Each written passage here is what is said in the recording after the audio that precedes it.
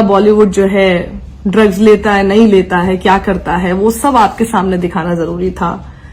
लेकिन इस बच्ची की आवाज आपके सामने दिखाना कतई जरूरी नहीं था, ना हमारी इस दिल्ली की मीडिया के लिए, ना सरकार के लिए। और सरकार ने पूरी कोशिश की उसको दबाने की। मेरी दोस्त रोहिणी सिंह, वो लगातार ट्विटर पे लिखती रही। सोशल एक्टिविस्ट हैं योगिता भयाना, वो लगातार ट्विटर पे लिखती रही। रोहिणी सिंह ने जब इस वारदात को लिखा, तब यूपी सरकार में जो इंफॉर्मेशन सेक्रेटरी हैं शिशिर सिंह, वो उनको ये लिखकर धमकी देते हैं कि जो भी लोग फेक न्यूज फैला रहे हैं उनके खिलाफ कड़ी कार्रवाई की जा रही है, एफआईआर हो रही है। तो जो कुछ तो लोग बोलते नहीं है और जो बोलते हैं उनको धमकी देकर चुप कराने की कोशिश होती है। क्यों कोई नहीं बोला? आप इस बारे में कभी सोचेंगे क्या? इसलिए कि वो बच्ची दलित थी इसलिए कोई नहीं बोल रहा? और जो इस पाप को करने वाले थे वो सवर्ण ठाकुर थे, उसी बिरादरी के जिसके यूपी के मुख्यमंत्री हैं, उसी बिरादरी के जिसके खुद शिशिर सिंह हैं? या इस वजह से कि 2012 में तो हम लोग सड़कों पर उतर गए थे जब निर्भया के साथ इसी तरह की विभत्स घटना हुई थी, और उस समय पूरा मीडिया भी सड़कों पर था। और मुझे गर्व है इस बात का कि मैं उस मीडिया का हिस्सा थी, मुझे गर्व है इस बात का। लेकिन क्या इस वजह से आज आप नहीं बोलेंगे क्योंकि तब तो मनमोहन सिंह की सरकार थी, लेकिन आज मोदी योगी की सरकार है? या वाकई ये जरूरी है कि आप चाहते हैं देखना कि दीपिका गोवा में है और उसकी गाड़ी का कलर कौन सा है, या फिर यूपी में एक दलित लड़की के साथ इतनी बेरहम तरीके से उसका बलात्कार हो जाता है, उस घटना को आप नहीं देखना चाहते? उस घटना के बारे में आप नहीं जानना चाहते? हमारी एक बच्ची, हमारे बीच की बच्ची तड़पती रही 14 सितंबर से लेकर 29 सितंबर तक, जब आखिरकार उसने दम तोड़ दिया। हमारे देश को इस बारे में पता ही नहीं चलता है, हमें इस बारे में पता नहीं चलता है, क्योंकि हमारे देश में जिसने बताने का जिम्मा उठा रखा है वो हमें बॉलीवुड का ड्रग्स दिखा रहा है। आप इस बारे में सोचिए ये क्यों हो रहा है? कब बोलेंगे हम? बहुत हो गया। हम लोग, मैं भी कुछ शायद 1-2 वीडियो बना दूंगी, हम लोग कुछ ट्वीट कर देंगे। अभी मैं इसके लिए सिर्फ सरकार को दोषी नहीं बता रही हूं, मैं अपने आप को भी इसमें पूरी तरह से दोषी मानती हूं। मैं भी कुछ नहीं कर पाई ना। आप भी अपने आप को दोषी मानेंगे? कब मानना शुरू करेंगे खुद को दोषी? कब तक हम लोग हर चीज को सरकार के ऊपर डाल देंगे? कब तक हम लोग हर चीज के लिए यही बोलते रहेंगे कि देखिए ये खबर नहीं दिखाई, उसके बाद हम लोग सब भूल जाएंगे, उसके बाद हमें कोई मतलब नहीं रहेगा, फिर आइए टीवी ऑन करते, आइए देखते दीपिका के साथ क्या हो रहा है।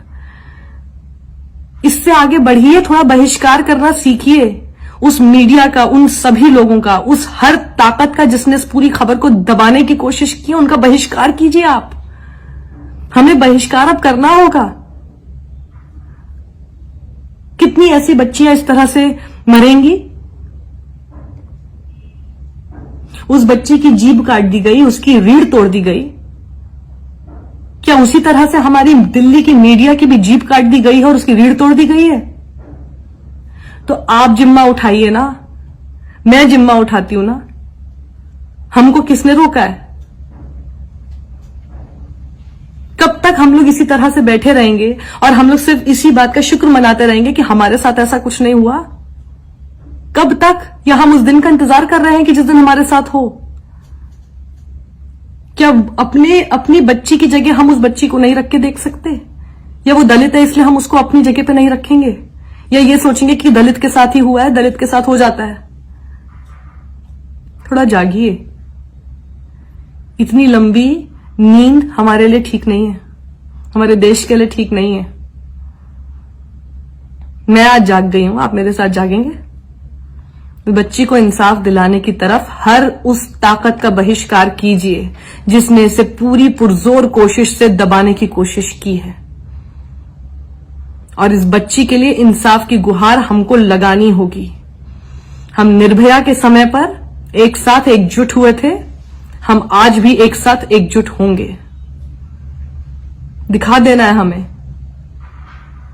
ऐसे नहीं हो सकता।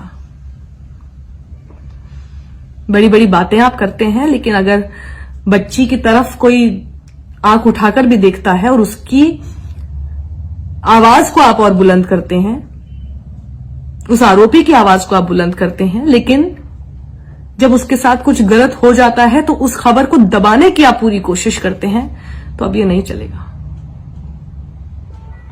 मैं इससे आहत हूं, अंदर तक झकझोर दिया इस पूरी खबर ने, और सबसे ज्यादा इस बात ने झकझोरा है कि आज उस मीडिया का मैं हिस्सा हूं जो ऐसी खबर तक दिखाना जरूरी नहीं समझता है।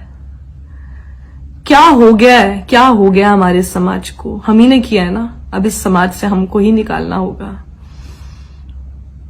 दूसरों को दोष देने से पहले मैं अपनी तरफ से मैंने क्या नहीं किया, मैं उसको ठीक करना ज्यादा जरूरी समझती हूं। आत्ममंथन कीजिए, इंट्रोस्पेक्ट कीजिए। उस बच्ची की चीख पुकार हम सुन ही नहीं पाए। हम सुनते तो शायद हम लोग कुछ बोलते, लेकिन हम सब अपने अपने काम में व्यस्त हो गए। हम सब इस बात में व्यस्त हो गए कि देखते हैं टीवी पर क्या चल रहा है। जिसने नहीं भी देखा वो अपने काम में व्यस्त हो गया, और 15 दिन तक वो लड़की रीढ़ की हड्डी तुड़वाकर, अपनी जीभ कटवाकर, इसीलिए उसकी जीभ काटी ना कि वो कुछ बोल ना सके। हमारी जीभ किसने काटी है? आपकी जीभ किसने काटी है? और कोई काट दे आपकी जीभ, उसका इंतजार कर रहे हैं क्या? थोड़ा साथ आइए, कुछ कीजिए। बहुत हो गया है, और अपनी बच्ची की जगह पर उस बच्ची को बस एक बार रखकर देख लीजिए। उसकी चीख की आवाज कैसी होगी ना, उसका अंदाजा आपको खुद हो जाएगा।